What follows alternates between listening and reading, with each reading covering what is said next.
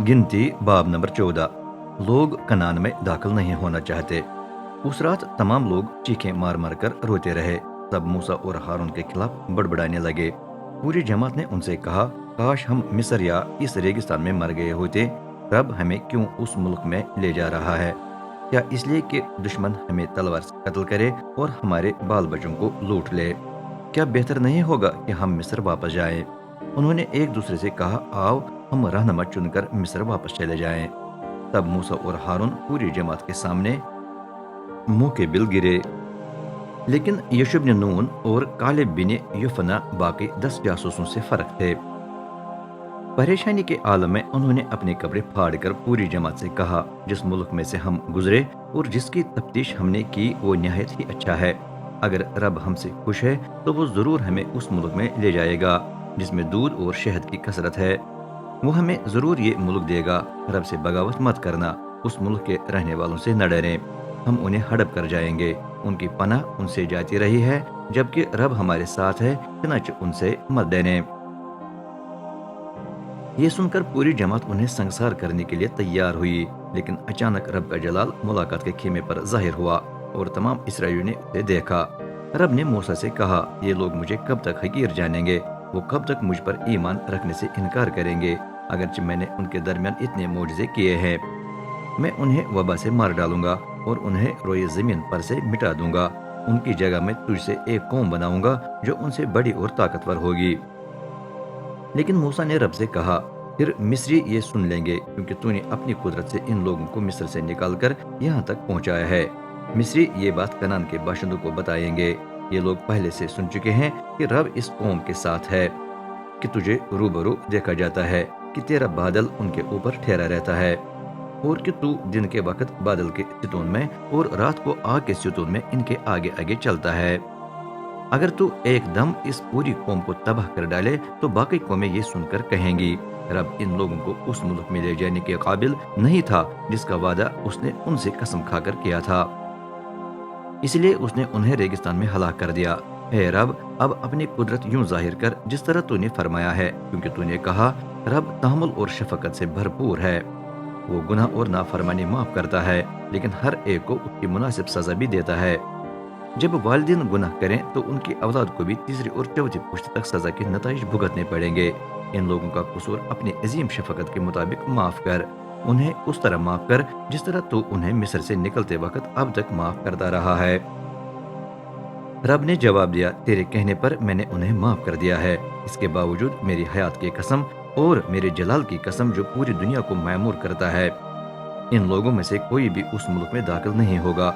उन्होंने मेरा जलाल और मेरी मोजज़े देखे हैं जो मैंने मिस्र और रेगिस्तान में कर दिखाए हैं। तो भी उन्होंने 10 दफा मुझे आजमाया और मेरी न सुनी। उनमें से एक भी उस मुल्क को नहीं देखेगा जिसका वादा मैंने कसम खाकर उनके बाप दादा से किया था। जिसने भी मुझे हकीर जाना है वो कभी उसे नहीं देखेगा। सिर्फ मेरा खादिम कालिब मुख्तलिफ है, उसकी रूह फर्क है, वो पूरे दिल से मेरी पैरवी करता है। इसलिए मैं उसे उस मुल्क में ले जाऊंगा जिसमें उसने सफर किया है। उसकी औलाद मुल्क मीरास में पाएगी, लेकिन फिलहाल अमालिकी और कनानी उसकी वादियों में आबाद रहेंगे। चुनांचे कल मुड़कर वापस चलो, रेगिस्तान में बहरी कुल्जुम की तरफ रवाना हो जाओ। रब ने मूसा और हारून से कहा, यह शरीर जमात कब तक मेरे खिलाफ बुड़बुड़ाती रहेगी? उनके गिले शिकवे मुझ तक पहुंच गए हैं, इसलिए उन्हें बताओ, रब फरमाता है कि मेरी हयात की कसम मैं तुम्हारे साथ वही कुछ करूंगा जो तुमने मेरे सामने कहा है।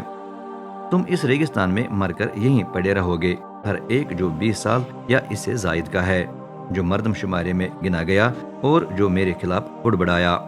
गो मैंने हाथ उठाकर कसम खाई थी कि मैं तुझे उसमें बसाऊंगा, तुम में से कोई भी उस मुल्क में दाखिल नहीं होगा। सिर्फ कालिब बिन यफुना और यशूब बिन नून दाखिल होंगे। तुमने कहा था कि दुश्मन हमारे बच्चों को लूट लेंगे, लेकिन उन्हीं को मैं उस मुल्क में ले जाऊंगा जिसे तुमने रद्द किया है। लेकिन तुम खुद दाखिल नहीं होगे, तुम्हारी लाशें इस रेगिस्तान में पड़ी रहेंगी। तुम्हारे बच्चे 40 साल तक यहाँ रेगिस्तान में गिलाबान होंगे। उन्हें तुम्हारी बेवफाई के सबब से उस वक्त तक तकलीफ उठानी पड़ेगी जब तक तुम में से आखिरी शख्स मर न गया हो। तुमने 40 दिन के दौरान उस मुल्क का जायजा लिया, अब तुम्हें 40 साल तक अपने गुनाहों का नतीजा भुगतना पड़ेगा। تب تمہیں پتہ چلے گا کہ اس کا کیا مطلب ہے کہ میں تمہاری مخالفت کرتا ہوں۔ میں رب نے یہ بات فرمائی، میں یقیناً یہ سب کچھ اس ساری شریر جماعت کے ساتھ کروں گا جس نے مل کر میری مخالفت کی ہے۔ اسی ریگستان میں وہ ختم ہو جائیں گے، یہی مر جائیں گے۔ جن آدمیوں کو موسیٰ نے ملک کا جائزہ لینے کے لیے بھیجا تھا، رب نے انہیں فوراً مہلک وبا سے مار ڈالا، کیونکہ ان کے غلط افواہیں پھیلانے سے پوری جماعت بڑبڑانے لگی تھی۔ صرف یوشع بن نون اور کالب بن یفنہ زندہ رہے۔ جب موسیٰ نے رب کی یہ باتیں اسرائیلیوں کو بتائیں تو وہ خوب ماتم کرنے لگے۔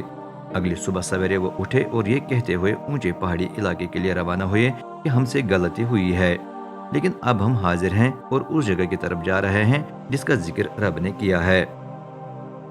لیکن موسیٰ نے کہا، تم کیوں رب کی خلاف ورزی کر رہے ہو؟ تم کامیاب نہیں ہوگے، وہاں نہ جاؤ کیونکہ رب تمہارے ساتھ نہیں ہے۔ تم دشمنوں کے ہاتھوں شکست کھاؤ گے، کیونکہ وہاں امالیکی اور کنانی تمہارا سامنا کریں گے۔ کیونکہ تم نے اپنا منہ رب سے پھیر لیا ہے، اس لیے وہ تمہارے ساتھ نہیں ہوگا اور دشمن تمہیں تلوار سے مار ڈالے گا۔ تو بھی وہ اپنے غرور میں جرات کر کے اونچے پہاڑی علاقے کی طرف بڑھے، حالانکہ نہ موسیٰ اور نہ عہد کے صندوق ہی نے ہمگا کو چھوڑا۔ پھر اس پہاڑی علاقے میں رہنے والے امالیکی اور کنانی ان پر آن پڑے اور انہیں مارتے مارتے خرما تک تتر بتر کر دیا۔